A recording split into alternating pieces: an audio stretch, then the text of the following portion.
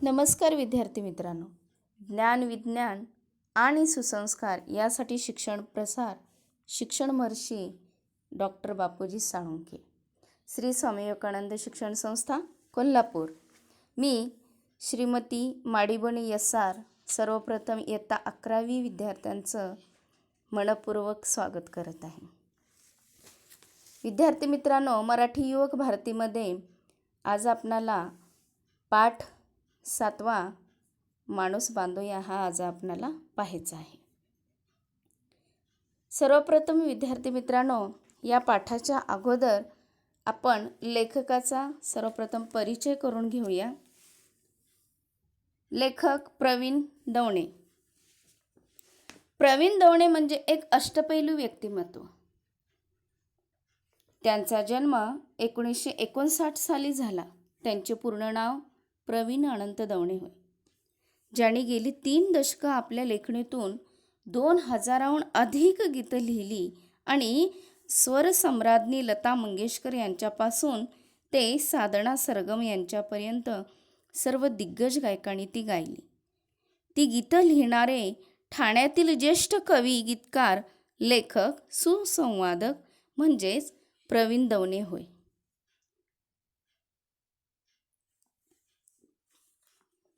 त्यांनी ग्रंथसंपदा आपल्याला अभ्यासाला ठेवलेली आहे.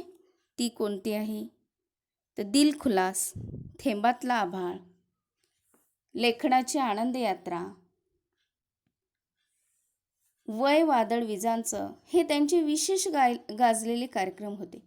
सर्वोत्कृष्ट वाङ्मयाचा महाराष्ट्र राज्य पुरस्कार 5 वेळा मिळवण्याचा त्यांना सन्मानही मिळवला आहे. मास्टर दीनानाथ मंगेशकर प्रतिष्ठानचा शांता शेळके सरस्वती पुरस्कार, त्याचबरोबर गदिमा प्रतिष्ठानचा पुणे येथील चैत्रबन पुरस्कार आणि इतरही अनेक पुरस्कारांनी त्यांना सन्मानित करण्यात आलेला आहे. विद्यार्थी मित्रांनो, लेखकांची साहित्य संपदा पाहणार आहोत आज आपण. त्यामध्ये ललित लेखसंग्रह आहे, कविता संग्रह आहे आणि जो काही वैचारिक लेखसंग्रह आपल्याला अभ्यासाला आहे तेही आज आपण पाहणार आहोत. सर्वप्रथम ललित लेखसंग्रह त्यांनी सावर रे, दिलखुलास, थेंबातला आभाळ, अत्तराचे दिवस, गाणारे क्षण, रे जीवना, मनातल्या घरात. त्याचबरोबर त्यांचे काही कविता संग्रहही प्रसिद्ध आहेत. ध्यानस्थ, रंगमेघ, गंधकुणा, आरताचे लेणे आणि भूमीचे मार्द. विद्यार्थी मित्रांनो, लेखक प्रवीण दवणे यांनी यंत्राच्या अति आहारी व्यक्ती गेल्यामुळे कुठेतरी हा व्यक्ती दुरावला गेलेला आहे आणि तोच आज आधुनिकीकरणामुळे, त्याचबरोबर आजचे हे जे धावतं जग आहे, 21वे शतक म्हणतो आपण, हे तंत्रविज्ञानाचं शतक आहे. यात अनेक साधनसामुग्री आहेत. त्यामुळे प्रत्येक व्यक्ती हा स्वतंत्र बुद्धीचा झाला आहे. लेखकाने आपणाला या बदलत्या जीवनशैलीचं कशा प्रकारे वर्णन केलेलं आहे ते आज आपण या पाठामध्ये, म्हणजेच हा जो पाठ आपणाला अभ्यासाला ठेवलेला आहे यातच खूप काही दडलेलं आहे हे आज आपण पाहणार आहोत. सर्वप्रथम आपण पाठाचा परिचय म्हणजेच आशय पाहणार आहोत.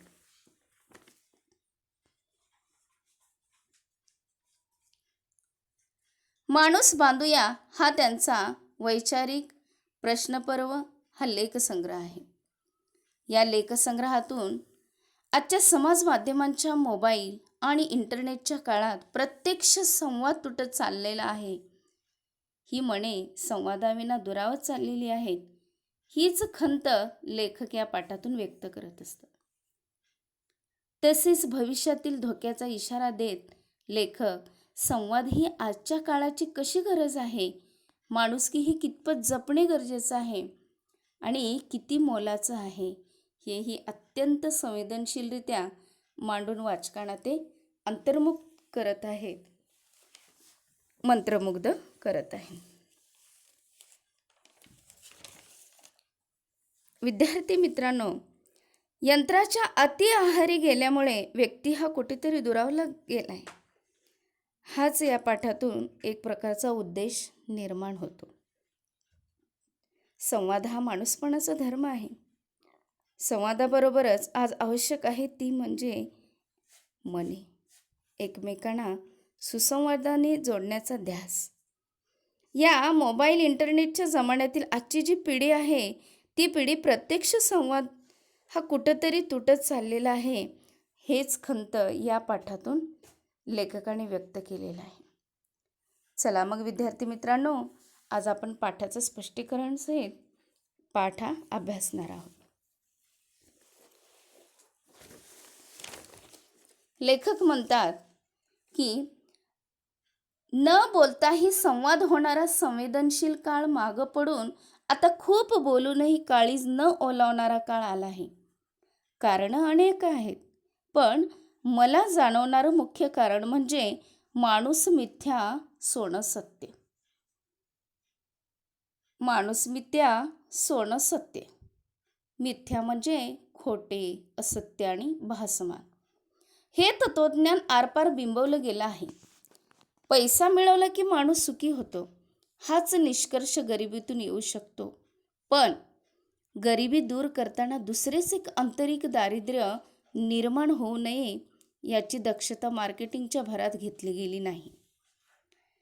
यातून संवाद, सुसंवाद, प्रेम, माया, वात्सल्य काय मिळणार? भावनेवर का जगता येणार? असे प्रश्न विचारणारा एक वर्ग जगात निर्माण झाला. या वर्गाच्या हातात प्रसार माध्यमं होती, उद्योगधंदे होते. सूत्रधाराने बाहुल्यांना खेळवावं त्याप्रमाणे या मंडळींनी सुद्धा असेच केलेले आहे. आणि ते जवळजवळ गेल्या 25 वर्षात हे सर्व काही साऱ्या जगाचं एक भव्य मॉलमध्ये रूपांतर केले, जिथे पैसा बोलतो, मन मात्र मूक राहतं.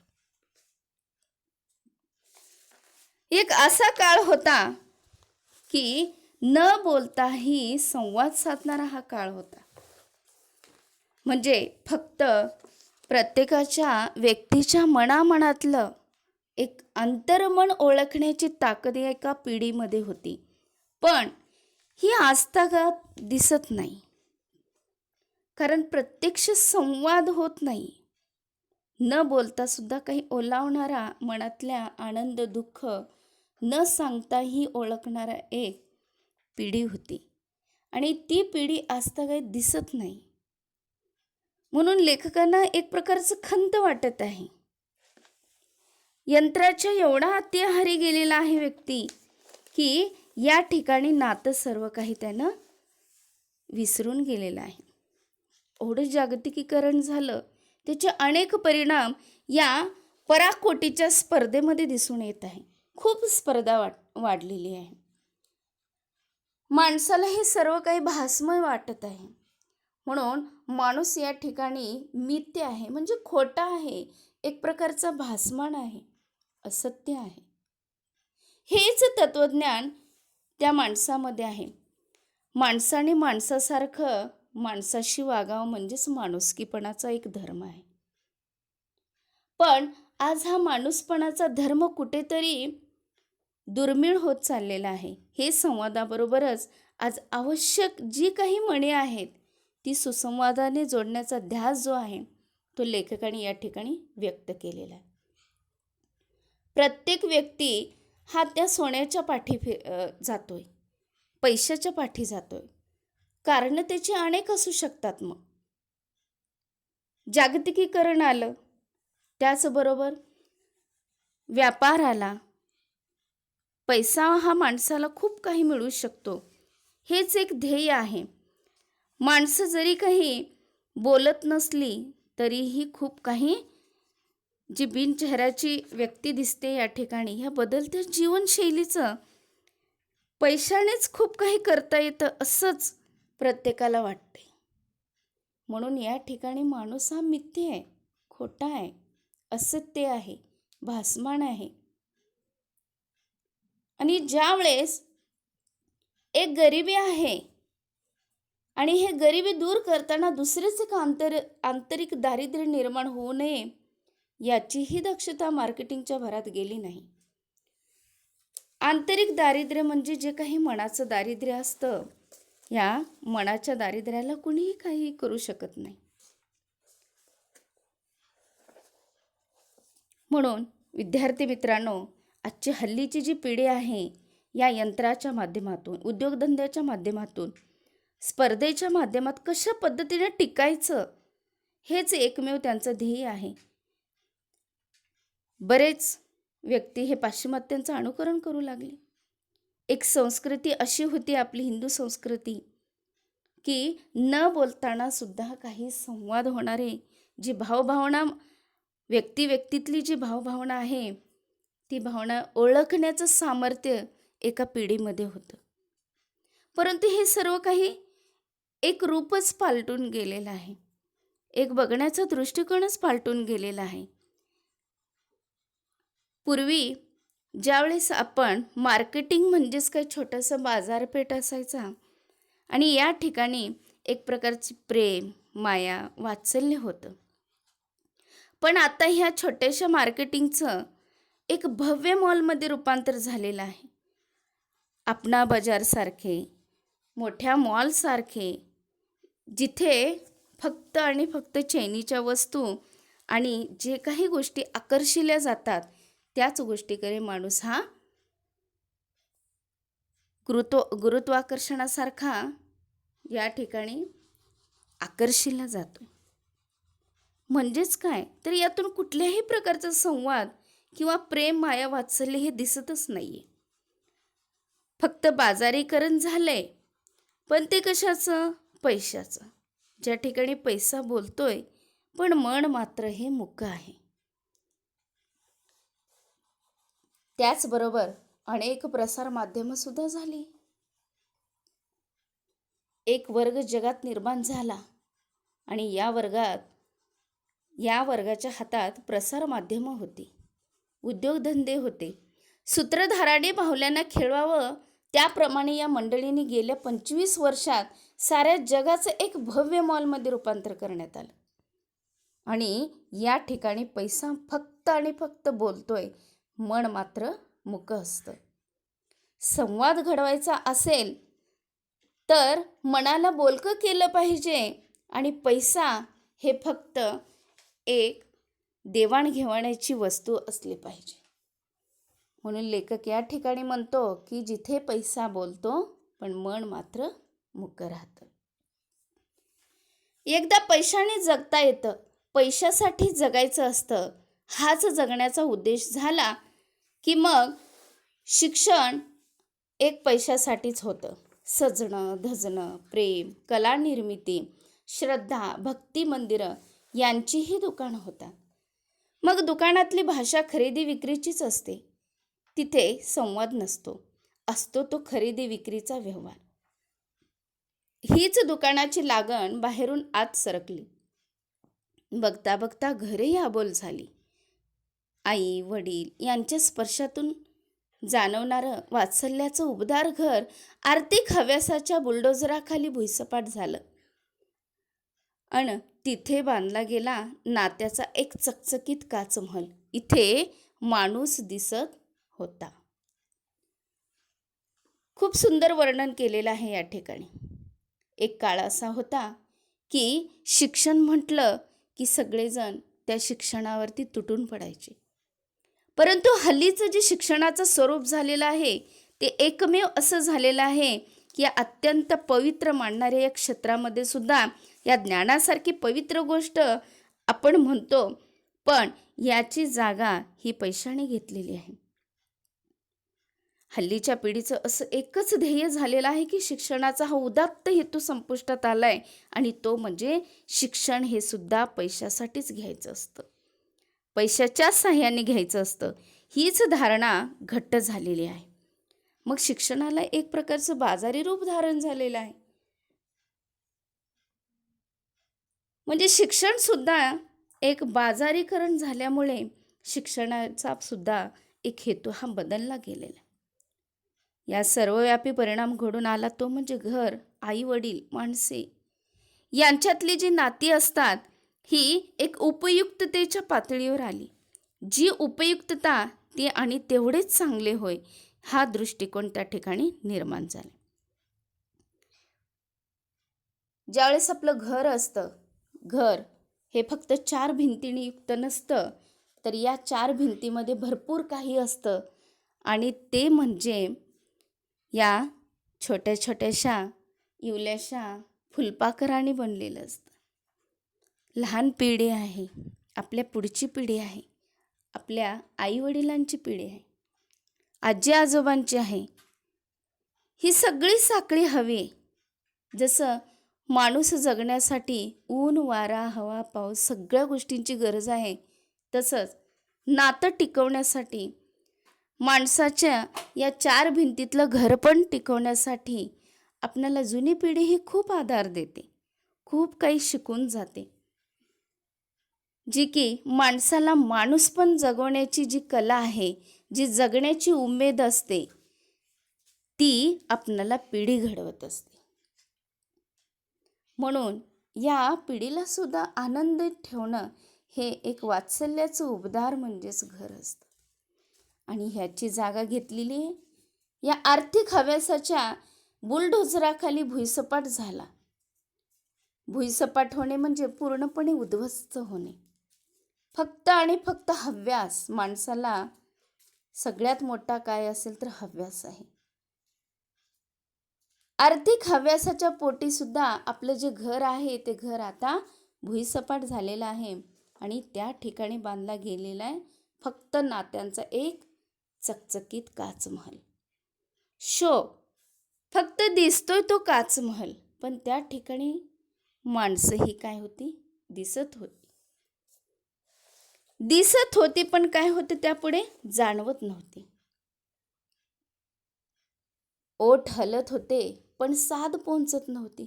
ज्या पिढीनं उत्कट नात्याची दुतडी भरलेले काठ अनुभवले, ती पिढी काठावरच फेकली गेली. डोळ्यात खिन्न अश्रू अन काळजात क्रंदन घेऊन फक्त बघत राहिली. हे काय घडतंय? माणसं असं का वागतायत? शिक्षणाचं असं काय होतंय? वृत्तपत्र समाजाला कुठं नेत आहेत? कोसळत कोसळत अजून सारी पडझड कुठंपर्यंत खाली जाणार आहे? याचा पोखरणारा भुंगा घेऊन 70-75ची मनं कातर होत राहिली. अर्थात त्यांना काय वाटतंय याकडे लक्ष द्यायला दुकानरूप जगाला पैशानं सुख खरेदी करायला निघालेल्या घराला वेळच कुठं होता. तरुण चाकं धावत होती, म्हातारे पाय काठावर थरथरत उभेच होते, पैल तीराची नाव येईल म्हणून. पहा, आपलं मन सुद्धा ओलावणारी काही गोष्ट आहे, जे की प्रवीण दवणेंनी या छोट्याशा गोष्टीतून, छोट्याशा वाक्यातून खूप काही सांगण्याचा प्रयत्न केलेला आहे. एक अशी पिढी होती जी की नात्याने दुथडी भरलेली होती. एक भावनिकतेचा आधार होता आणि हीच पिढी आज खूप मनाने खिन्न झालेली आहे, मनाने खूप दुःखी झालेली आहे, डोळ्यात खिन्न अश्रू घेतलेली आहे आणि काळजात क्रंदन. एक प्रकारचं रडूही कोसळत आहे. तिला वाटतंय की आपण अगदी गरीब परिस्थितीतून त्या मुलाला जन्म दिला, शिक्षण दिलं आणि तो आज आपल्या पायावरती उभा आहे. परंतु तोच मुलगा ज्यावेळेस परदेशामध्ये व्यवसायासाठी किंवा नोकरीसाठी जातो, त्यावेळेस ही म्हातारी पावलं, जी वृद्ध पिढी आहे, जी आईवडील म्हणणारी आहे, ती अक्षरशः डोळे लावून बसलेली आहे, मनाने रडलेली आहे, भरपूर आक्रोश करून रडलेली आहे. कुठंतरी माझा बाळ येतोय, मला बघतोय किंवा मला कुठेतरी फिरायला घेऊन जाईल, हीच एक प्रकारची भाबडी आशा घेऊन या ठिकाणी थांबलेली आहे. जो की या ठिकाणी घराला वेळच कुठं आहे बघण्यासाठी. माणूस फक्त धावतोय आणि धावतोयच. कुठे धावतोय? स्पर्धेमागे धावतोय. प्रत्येकाला एक प्रकारची आशा आहे. एक पिढी खरंच ही 70-75ची जी मनं कातर होत होती, आता सध्या भयभीत होतीये. त्यांना कुठेतरी मनामध्ये एक प्रकारची भयभीतता जाणवते. एक प्रकारची मनामध्ये घाबरलेला जो काही मन आहे ते त्यांना वाटते की ह्यांना हल्लीच्या पिढीला या वृद्ध व्यक्तीकडे आईवडिलांकडे सुद्धा बघण्यासाठी वेळ नसतो. कारण या दुकानरूपी जगाला पैशानं सुख खरेदी करायला निघालेला या घराला वेळच कुठे आहे. आज हल्ली तीच आजी आजोबा, तेच आई वडील, तेच म्हातारे थरथरणारे जे पाय आहेत ते पाय आज अनाथाश्रम गाठलेले आहेत. एक शोकांतिका आहे. ह्या तरुण पिढीनं हल्ली काय घ्यायचं आणि काय नाही ते स्वतःवरच अवलंबून आहे. एक टीका केलेली आहे प्रवीण दवणेंनी की फक्त आणि फक्त पैशाने जगता येतं, हेच एकमेव माणसाचं साधन झालेलं आहे. पण माझ्या मते की ही जी पिढी आहे या नात्यांनी, या दुथडी भरलेली जी पिढी आहे ही आपणाला आयुष्यभर साथ देणारी पिढी आहे. म्हणून आपण त्यांना जपलं पाहिजे, जतन ठेवलं पाहिजे. पुढे काय म्हणतात बघूया. संवादाचं मूल्य तुडवणाऱ्या या काळात संवेदनाचे निरोप समारंभ साजरे होऊ लागले. घर, शाळा, मंदिरं ही समाजाची आशास्थानं होती. पण या काळात घर म्हणजे 4 घटकांचा निवारा, पुन्हा पोटारती आकाशात उडून उडून थकून भागल्यावर टेकायला एक लॉज. एवढंच काय, ते घर उरलं. वडील 6-8 महिने दौऱ्यावर, घरात आले की सारखे फोनवर. आई कामावर घरी आली की सिरियल बघण्यात मग्न. मुलं पळतायत या क्लासमधून त्या क्लासमध्ये, प्रश्नपत्रिकांचे गठ्ठे सोडवत. संवाद कुठला? फी भरायला पैसे हवेत, हॉटेलमध्ये जाऊया. पुष्कळ दिवसात चायनीज खाल्लेलं नाही. गधड्या, इतके पैसे ओतले तरीही 89%. न्यूयॉर्कची सीडी आणायची, हे किंवा या चेहऱ्याची अनेक वाक्य या ठिकाणी आपल्याला पाहायला मिळतात. एक पालकांचा वेगळा दृष्टिकोन या ठिकाणी आपल्याला दिसून येतो की फक्त धावतायत. कशासाठी? पैशासाठी. संवादाचं हे मूल्य तुडवणारे या काळात संवेदनाचे निरोप समारंभ होऊ लागले. प्रेम, जिव्हाळा हा कमी होत चाललेला आहे आणि याचंच रूपांतर या निरोप समारंभामध्ये झालेलं आहे. निरोप समारंभे ही शाळा, महाविद्यालय या ठिकाणी जेव्हा आपण पाहत होतो त्यावेळेस अगदी ढसाढसा रडणारे विद्यार्थी पाहिलेले आहे. म्हणजेच काय? प्रेम आहे, जिव्हाळा आहे, मन कुठंतरी ओलावणारा काळ आहे. परंतु आता हे हल्लीचं स्वरूप बदललेलं आहे. शिक्षक हा समोरून गेला तरी विद्यार्थ्यांना समजत नाही. ही फार पिढी बदललेली आहे. म्हणून जी आशास्थानं आहेत, जी संस्काराची माध्यमं म्हणतो आपण, घर असेल, शाळा असेल आणि मंदिर असेल, ही संस्काराची माध्यमं आता फक्त आणि फक्त एक काय राहिलेली आहे तर या ठिकाणी आशास्थानं म्हणून राहिलेली. ज्या ठिकाणी संस्कार दिले जात होते ती फक्त आपण आशास्थानं म्हणून या ठिकाणी राहिले. पण याच काळात घर म्हणजे एक 4 घटकाचा निवारा आहे. अन्न, वस्त्र, निवारा या माणसाच्या मूलभूत गरजा आहेत. या मूलभूत गरजा भागवण्यासाठी मनुष्य हा या स्पर्धेमध्ये पैसा कमवण्याच्या मागे धावतोय. पैशाने जगता येते हा जीवनाचा एकमेव उद्देश झालेला आहे. आणि असं बदलत्या जीवनशैलीचे एक घराघरातून कानावर पडणारं जे वाक्य आहे की फी भरायला पैसे हवेत, पुष्कळ दिवसात चायनीज खाल्लं नाही, गधड्या, इतके पैसे ओतले तरी 89%, न्यूयॉर्कची सीडी आणायचे, एक फॅड झालेलं आहे पालकामध्ये की फक्त विद्यार्थ्यांना क्लास लावला की एक फॅशन झाली की आपला विद्यार्थी कुठल्या क्लासमध्ये चांगली गुणवत्ता निर्माण करेल हेच एक पालकांच्या मनात आहे. आणि यावरून अभ्यासाचं जे हे एक अवडंबर आहे, ह्या अवडंबर लादलं गेलेलं आहे. परदेशी व्यक्तींचा परदेशांचा जो बघण्याचा दृष्टिकोन झालेला आहे तोही भारतीयांनी खेचला गेलेला आहे. आता हल्लीचं भारतीय शिक्षण याला नकोच वाटत आहे. न्यूयॉर्कची सीडी पाहिली की परदेशी शिक्षणाचा दृष्टिकोन या ठिकाणी मांडला गेलेला आहे. पालकांची खूप खूप दडपण आहे विद्यार्थ्यांवरती लाभलेलं. पाल्यांनी माझ्या 100पैकी 100 मार्क्स घेतलेच पाहिजे असा त्यांचा एकमेव हेतू असतो. म्हणून एक आशावादी, एक चंगळवादी भूमिका या ठिकाणी मांडली गेलेली आहे. लेखकाने ते व्यक्त केलेलं आहे. म्हणता येत नाही, आत्म्याची साध असते तोच खरा संवाद. जर तो नसेल तर त्या ठिकाणी असे गोंगाटच. कृत्रिम पाऊस पाडण्याचा आटापिटा करावा तशा प्रकारे काहीशी अगतिक झालेली माणसं कुठं ईमेल, कुठं चॅटिंग, कुठं SMS, कुठं फोनवरून बिनचेहऱ्याची बडबडत राहतात. बोटाने बटनांचा खेळ म्हणजे संवाद नव्हे. त्यांची सोबत होत नाही, साथ लाभत नाही. एक भरून उरलेलं एकाकीपण.